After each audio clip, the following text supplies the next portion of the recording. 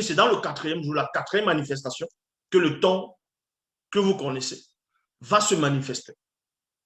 Va se manifester. Sans cela, où on va aller dans Origine, chapitre 5, au verset 32, il est dit, et les lois qui régissent les multivers ne changent point leur voie, et chacune d'elles va et vient régulièrement dans le temps, dans le temps, dans le temps, qui lui est propre. Il y a virgule. Vous voyez? Je m'arrête dans la virgule ici.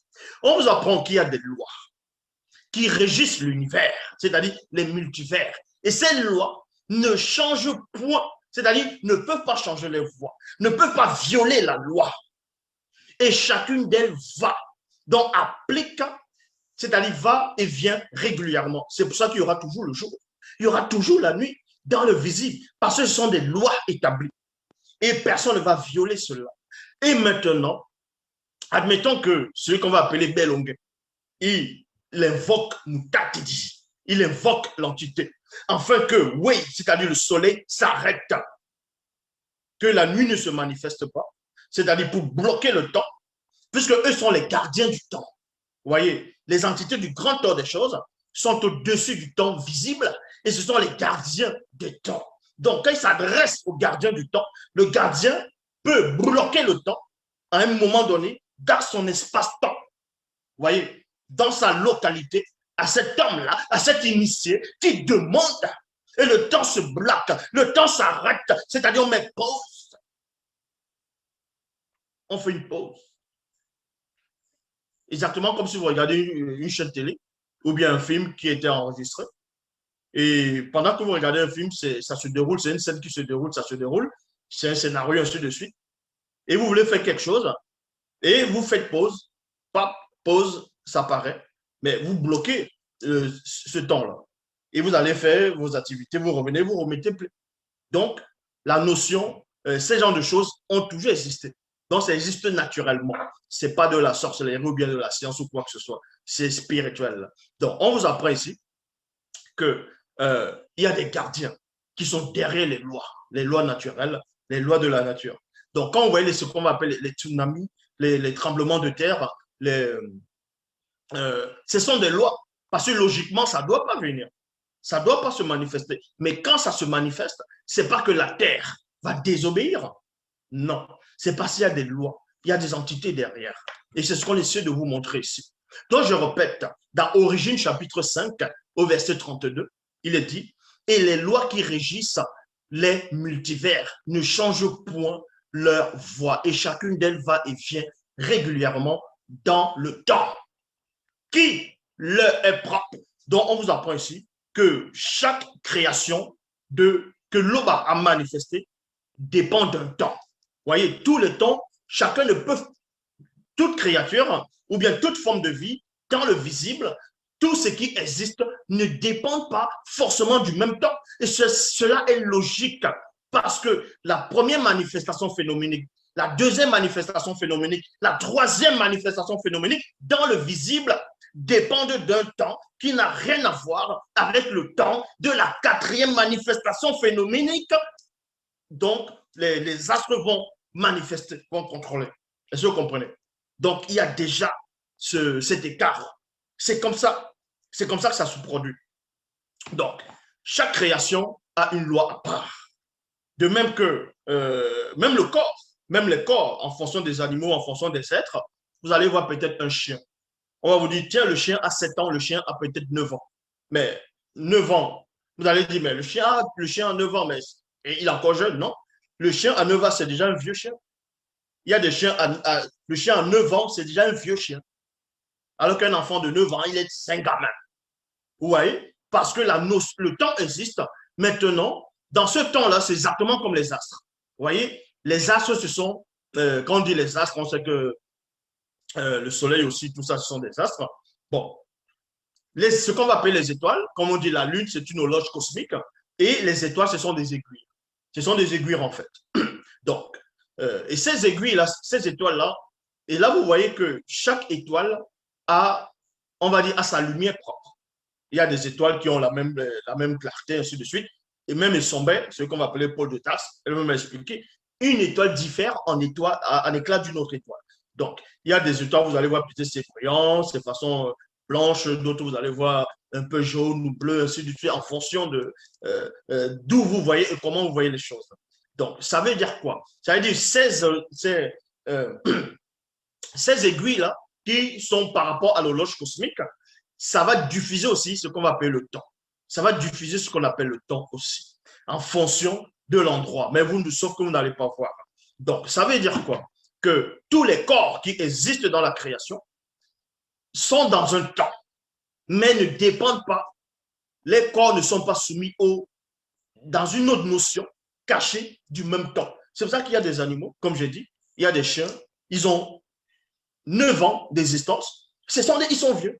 Alors qu'un gamin, il a 9 ans, c'est un gamin, c'est un jeune.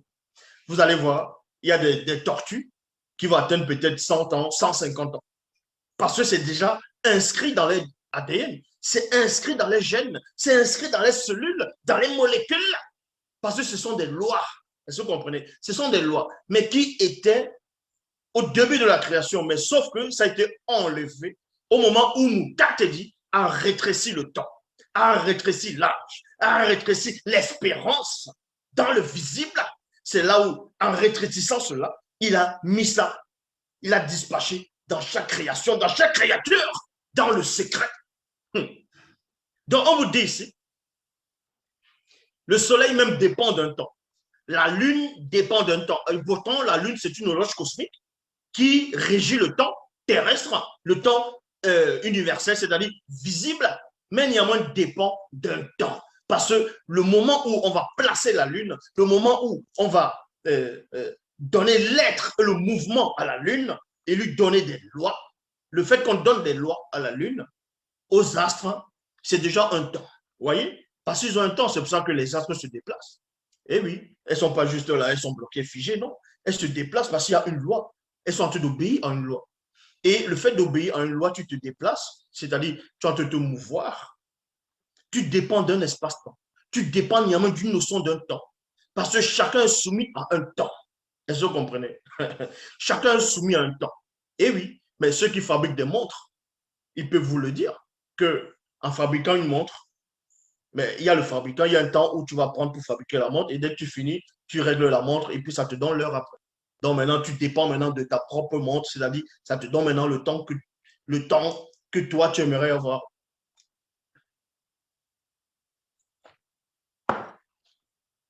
Donc voilà comment ça se passe.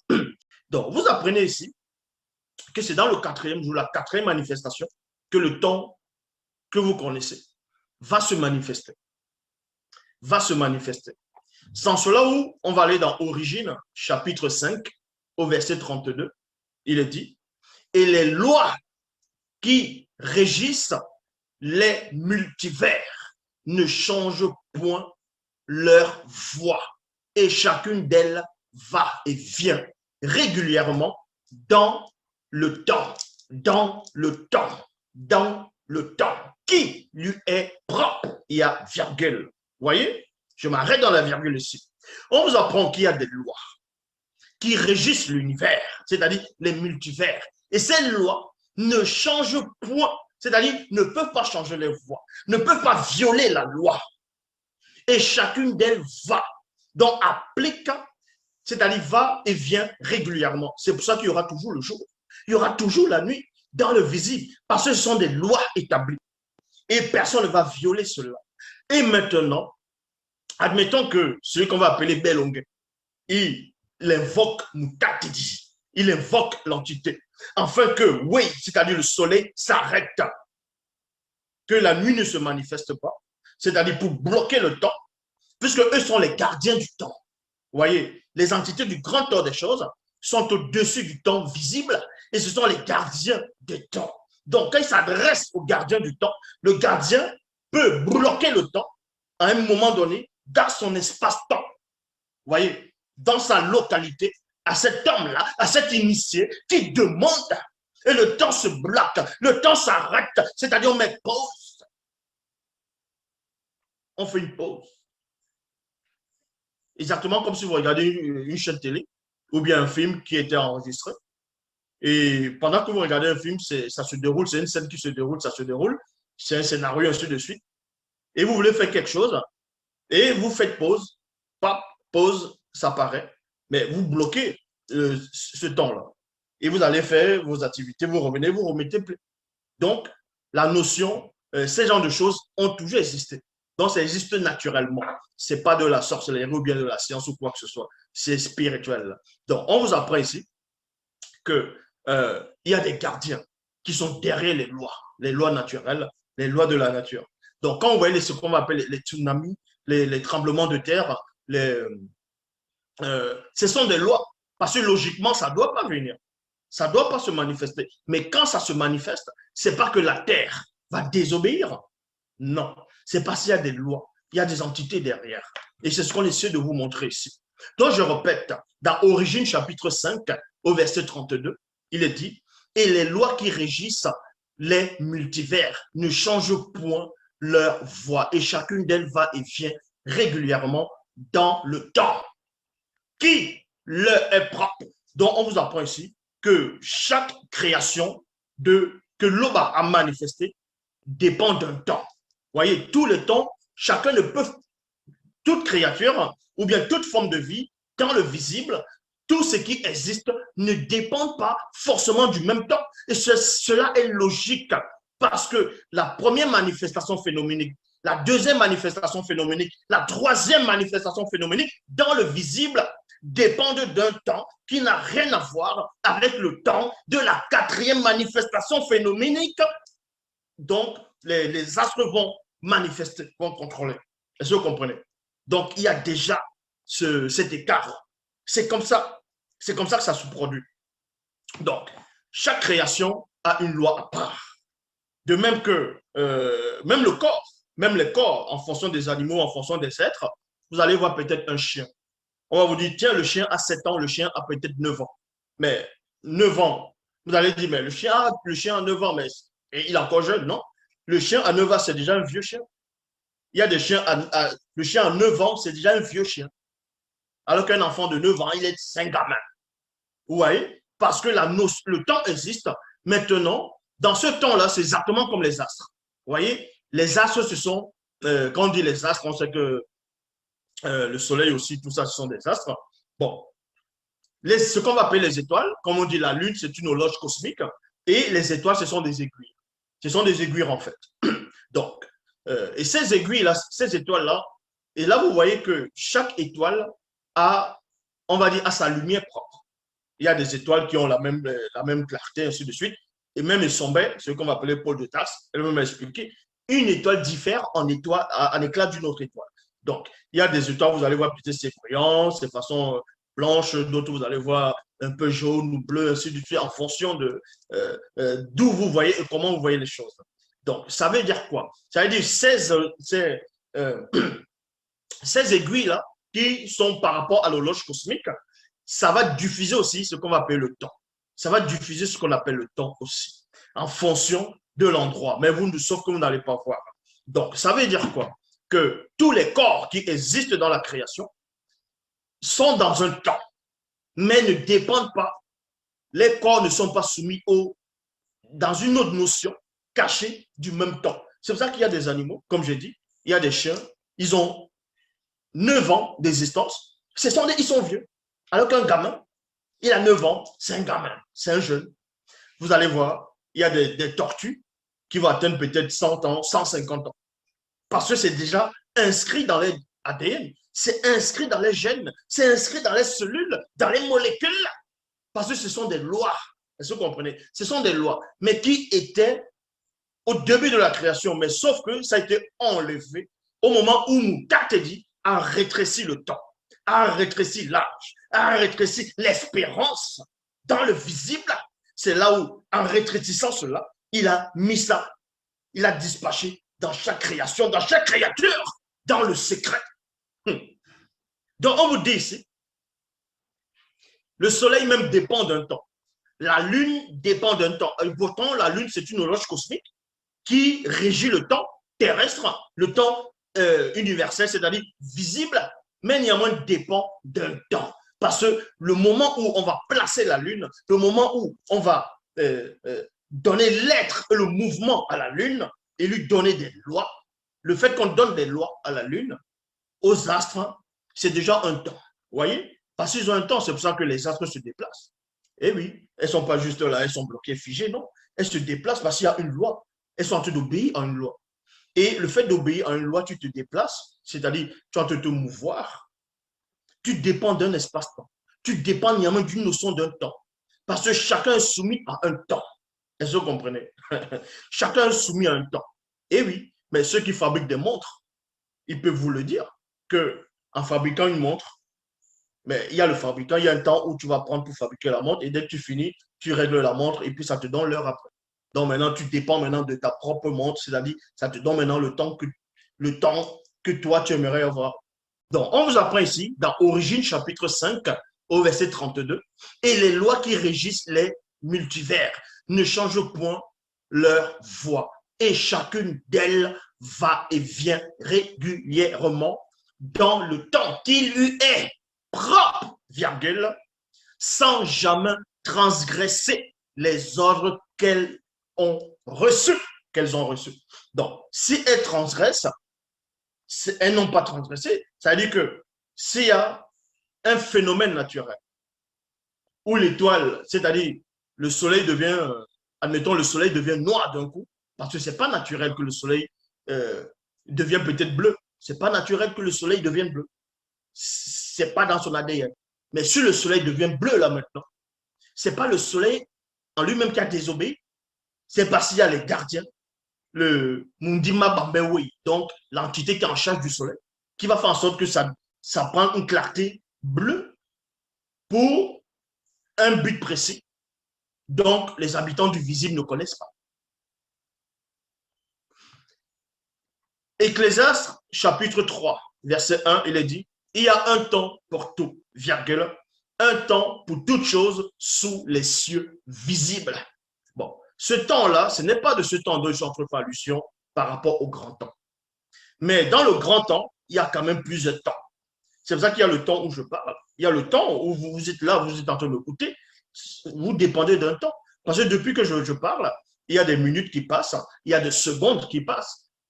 Et ensuite, on pourra même dire, il y a l'heure qui est passée. Parce que c'est toujours un temps. C'est un espace-temps. Vous voyez, je suis en train de parler. Le moment que je passe en train de me mouvoir, et là, j'ai l'espace. Vous voyez? Et je parle, donc j'utilise de mon énergie. Donc, c'est une sorte d'espace-temps. Et maintenant, cet espace-là, c'est quoi? De quitter cet endroit, arriver jusque-là, c'est ce qu'on appelle l'espace. Mais pour quitter ici, arriver jusque-là, il vous faut un temps pour arriver là. C'est pour ça qu'on peut aussi dire que l'espace et le temps, c'est une pièce qui a deux faces. Vous voyez? C'est la même chose. L'espace et le temps. On pourra dire que c'est la même chose, mais différemment en fonction de ceux de dehors. Mais néanmoins, on va expliquer ce mécanisme si l'on va le permettre. Donc, dans Ecclésiaste, chapitre 3, verset 1, il est dit, il y a un temps pour tout. Oui, il y a un temps pour dormir, il y a un temps pour manger, un temps pour boire, un temps pour se fâcher, un temps pour rigoler. Ecclésiaste l'a expliqué dans Mormon, a expliqué cela. Il y a un temps pour parler, un temps pour pleurer, un temps pour manger du soya, un temps pour manger du poisson braisé, et un temps pour lire, même pour prier, ainsi de suite. Donc, chaque chose a son temps. Chaque chose a son temps. Et ces choses-là, c'est quoi? C'est ce qu'on va, c'est toujours une loi. C'est une loi. Parce qu'il existe des lois et des lois et des lois et des lois contenues dans la pure réalité des lois. Parce qu'à l'homme, on lui permet de manger, on dit tu peux te nourrir. Donc, on lui donne le temps de se nourrir. Donc, cette notion, cette loi va exister. Et quand on ferme les yeux de l'homme pour qu'il ne puisse pas voir la création de moutons par rapport à son propre esprit, on manifeste le sommeil parce qu'il y a un temps où les cellules, le corps va se reposer. Donc, il y a un temps pour toutes choses. Il y a un temps pour se laver, un temps pour dormir, ainsi de suite. C'est pour ça que vous allez voir des gens, vous ne pouvez pas avoir quelqu'un depuis qu'il est né jusqu'à sa mort, il est heureux, heureux, heureux. même s'il est né dans une famille de milliardaires et qu'il est le seul héritier, à un moment donné, il sera triste. À un moment donné, il va se fâcher. À un moment donné, il aura la peine. Parce que la notion, parce que cette loi existe qui dit il y a un temps pour tout. Et quand on dit il y a un temps pour tout, ça veut dire que chaque temps pour tout chose, ce sont des portes qui s'ouvrent à un moment donné dans l'espace où vous vivez. C'est-à-dire pas l'univers, mais l'espace. C'est ce qu'on appelle l'espace. Et on dit l'espace aussi, l'espace-temps. Donc, donc, vous êtes contenu dans un espace et en même temps, c'est un temps. Cet espace dépend c'est-à-dire dépend d'un temps et ce temps dépend de cet espace. C'est aussi une sorte de même chose dans un autre sens. C'est pour ça que vous pouvez être le plus riche du monde, le plus fort du monde, bref, ce que vous voulez, vous allez ressentir la tristesse à un moment donné parce que vous allez entrer dans le temps de la tristesse. Quand vous êtes heureux, vous entrez dans le temps du bonheur. Quand vous êtes malheureux, vous allez entrer dans le temps. Quand vous allez avoir des soucis, ce sont des lois qui se manifestent. Ce sont des portes qui viennent et boum, ça peut venir comme ça passe, et vous vous sentez triste à un moment et puis ça repart. Parce que ce sont des portes d'entrée. Il y a beaucoup de portes qui existent. Il y a beaucoup de portes. Vous êtes dans il y a des portes qui existent. Donc, on vous apprend ici. Il y a un temps pour tout, un temps pour toute chose sous les cieux visibles. C'est quoi le temps? C'est pour ça que beaucoup de gens s'embrouillent. Ils disent, ben, le temps n'existe pas, le temps, c'est une notion. Le temps existe. Eh oui, le temps existe. Et vous dépendez de plusieurs temps. Il y a ton temps à toi où tu vas parler, tu vas faire tes propres trucs en fonction de ton libre arbitre. Il y a un temps où il y a un autre temps qui va prendre le dessus sur toi parce que tu vas être fatigué, tu vas dormir, parce que tu dois manger. Tu ne décides pas que tiens, mais tu ne vas pas décider que dans 1 heure ou bien dans 2 minutes, tu auras gravement faim. Parce qu'il y a un temps qui arrive, un mécanisme qui fait en sorte que à un moment donné, tu as perdu de l'énergie, un espace-temps. Ce temps-là va prendre le pouvoir sur toi, tu dois aller manger.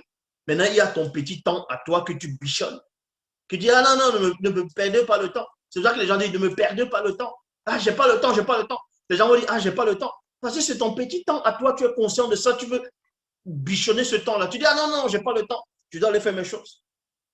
Ça, c'est ton petit temps à toi, c'est ton petit moment à toi. Mais le reste du temps, ça te boit. Ah oui. Même dans ce petit moment à toi, tu dépends néanmoins d'un temps.